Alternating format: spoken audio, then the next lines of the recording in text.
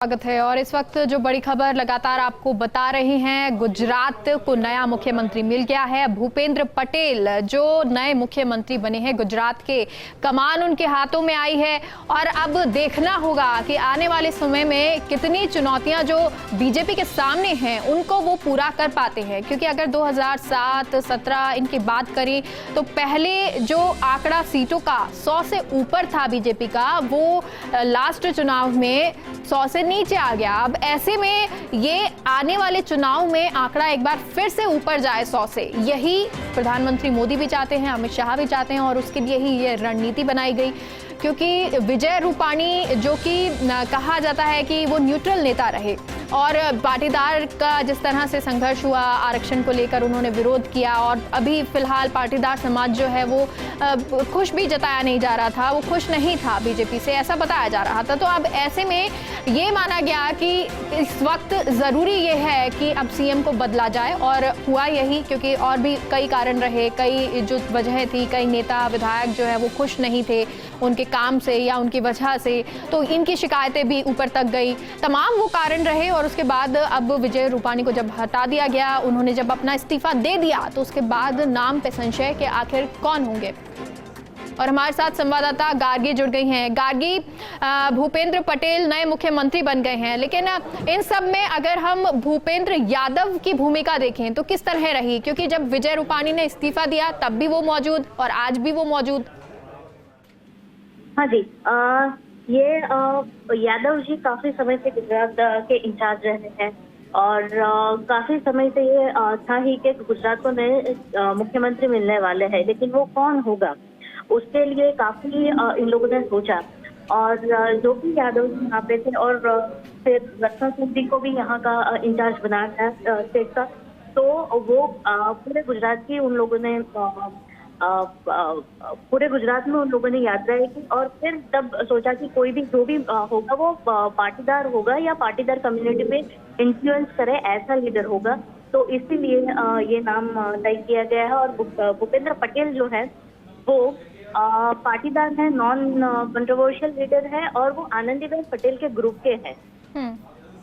जी गार्गी, देखिए क्योंकि भूपेंद्र यादव उनकी भूमिका ऐसे देखे कि संजीवनी वो बीजेपी के लिए है। अगर कोई भी समस्या आती है, कहीं भी कोई समस्या है या कहीं बीजेपी किसी राज्य में परेशानी में है, तो वहां भूपेंद्र यादव होते हैं। चाहे आप राजस्थान देख लें, चाहे आप गुजरात देख लें। राजस्थान में भी हाल ही में वो आए थे और यहाँ पर उन्होंने यात्रा की थी। अब ऐसे ही गुजरात में भी वो रहे।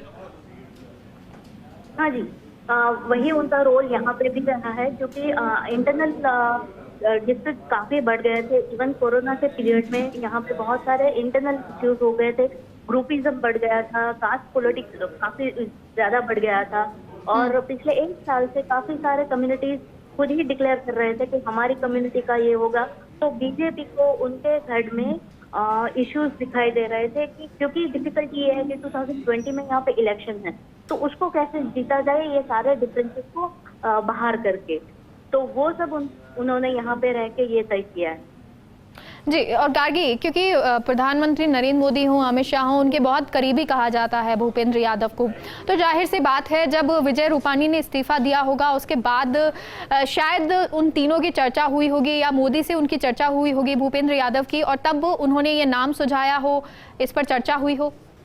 हाँ जी, कल किस तरह से बता रहे हैं कि कल रात को अमित शाह और नरेंद्र मोदी की मीटिंग हुई थी और वहाँ भूपेंद्र यादव, नरेंद्र सिंह तोमर और प्रहलाद जोशी जी थे वो मीटिंग में, और तब ये नाम तय किया गया था और वो नाम लेके आज सुबह ही वो लोग यहाँ पे आए। जी गार्गी, तो आप कैसे इसको देखते हैं कि भूपेंद्र पटेल को सीएम बनाने में भूमिका रही? क्योंकि कल जैसे आप बता रही हैं कि उनकी मीटिंग भी हुई थी, नरेंद्र तोमर भी वहां पर मौजूद थे और खुद प्रधानमंत्री वहां मौजूद थे, अमित शाह मौजूद थे। यहाँ अगर गुजरात की बात करें तो यहाँ का पॉलिटिक्स थोड़ा अलग है दूसरी जगह से, क्योंकि यहाँ का पॉलिटिक्स का मेन सेंटर रहा है अहमदाबाद। और अहमदाबाद का अगर वोट आपने पूरा कवर कर लिया है काफी सारा, तो फिर पूरे गुजरात पे इसका इन्फ्लुएंस रहता है। सूरत भी है, महसाना भी है, बट उसका मेन सेंटर अहमदाबाद है। भूपेंद्र पटेल अहमदाबाद के घाटलोडिया कंस्टिट्यूएंसी के लीडर है, एमएलए है और पाटीदार है उसके और वो नॉर्थ गुजरात में भी उनका इन्फ्लुएंस काफी है। तो अगर कैंडिडेट यहाँ पे यादव जी ने डिक्लेयर किया है तो वो काफी कवर कर सकता है कि सेंट्रल गुजरात कवर हो जाएगा और नॉर्थ गुजरात कवर हो जाएगा। और उसके ऊपर से अभी डिक्लेयर हो रहे हैं और 2 डेप्यूटी सीएम। तो ये पूरी स्ट्रेटेजी पूरे गुजरात 2020 के पूरे गुजरात को वो कैसे कवर कर सकते हैं उसके ऊपर ही उन्होंने ये नाम चूज किया। जी, और गार्गी आप इसे कैसे देखती हैं कि विधानसभा चुनाव जो अब आने वाले हैं, गुजरात में अगले साल होने वाले हैं, उसमें कितनी महत्वपूर्ण भूमिका होगी भूपेंद्र यादव की? बहुत ही अहम भूमिका होगी, क्योंकि अभी जिस तरह से उन्होंने ये नाम डिक्लेयर किया है, ये नाम चूज किया है, तो वो जैसे ही आप यहाँ पे आ गई है, आम आदमी पार्टी का यहाँ पे थोड़ा थोड़ा इन्फ्लुएंस बढ़ रहा है। अगर सूरत की बात करें तो सूरत में इस बार फरवरी में जो लोकल बॉडीज इलेक्शन हुए हैं उसमें आम आदमी पार्टी 27 सीट्स लेके आई है सूरत म्युनिसिपल कॉर्पोरेशन में। सूरत म्युनिसिपल कॉर्पोरेशन वो जगह है जहाँ पे CR पाटिल का इन्फ्लुएंस है, लेकिन फिर भी वहाँ पे आम आदमी पार्टी आई है और आम आदमी पार्टी ने काफी सारे पाटीदार और पटेल स्पेसिस उनकी पार्टी में लिए हैं। तो वो सबसे महत्वपूर्ण ये है कि 2022 का जो इलेक्शन आ रहा है उसमें काफी सारे पटेल वोट उनको दिख रहे थे आप की ओर, आम आदमी पार्टी की ओर। तो अब वो वोट सारे कंसोलिडेट हो जाएंगे बीजेपी पार्टी के लिए और ये पूरी नई स्ट्रेटेजी अब 2020 के लिए होगी कि जो भी वोट जा रहे थे अपर क्लास के, OBC के या फिर पाटीदार और अदर कम्युनिटी के, वो सब अभी कंसोलिडेट करेंगे बीजेपी। चलिए, बहुत बहुत शुक्रिया गार्गी पूरी जानकारी के लिए।